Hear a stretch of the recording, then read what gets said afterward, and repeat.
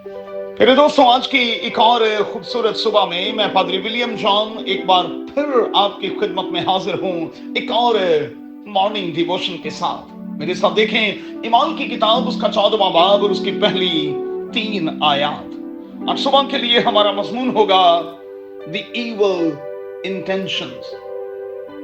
ईमान की किताब में इब्तदाई कलीसिया के हवाले से 38 सालों की तारीख कलमबंद है।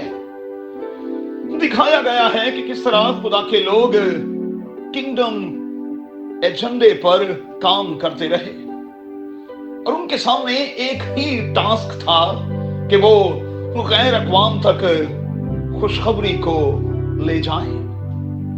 मेरे दोस्तों, मैं और आप इस काम को कहां तक सरंजाम दे रहे हैं? हमारा अव्वलीन टास्क क्या है? थोड़ी सी देर के लिए जरा चेक तो कीजिएगा।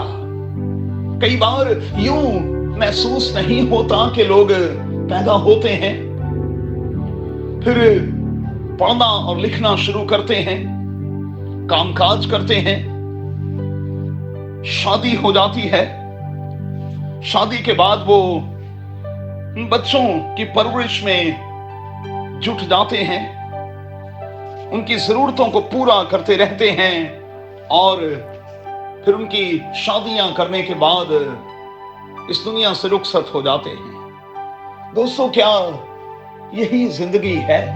और क्या कादिर खुदा ने हमें इन्हीं कामों के लिए इस दुनिया में भेजा है?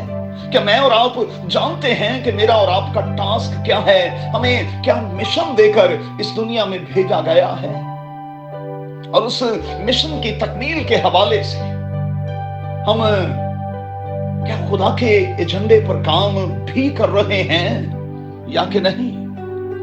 जरा थोड़ी सी देर के लिए सोचिएगा कि मैं और आप इस दुनिया में रहते हुए किसके एजेंडे पर काम कर रहे हैं।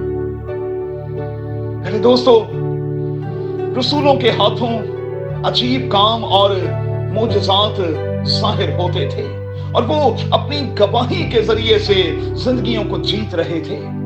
आज मेरा और आपका क्या हाल है कि मैं और आप ऐसा कर रहे हैं? जरा चेक तो कीजिएगा, अब तक हमने खुदावंद यीशु अल मसीह में कितनी जिंदगियों को जीता है।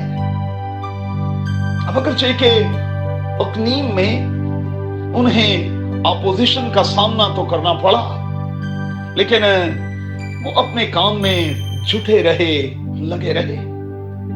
मुखालफत के होते हुए कभी गिव अप के लिए तैयार ना हो, बल्कि और ज्यादा स्ट्रांग होकर अच्छे से काम करें। याद रखें, मुखालफत के दोस्तों 2 फायदे होते हैं।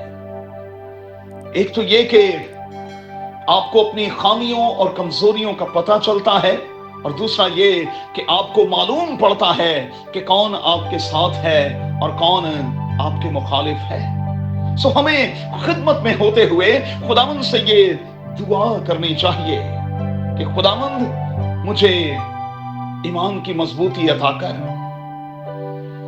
और फिर चैलेंजेस को पूरे तौर पर लेने और कबूल करने का फजल बख्श, और फिर हर तरह के गिव अप से बचा, हर तरह के गिव अप से बचा। यानी दोस्तों, बाइबल का खुदा आपको बड़ी बरकत दे। आप खुदावंद के काम में जुटे रहें और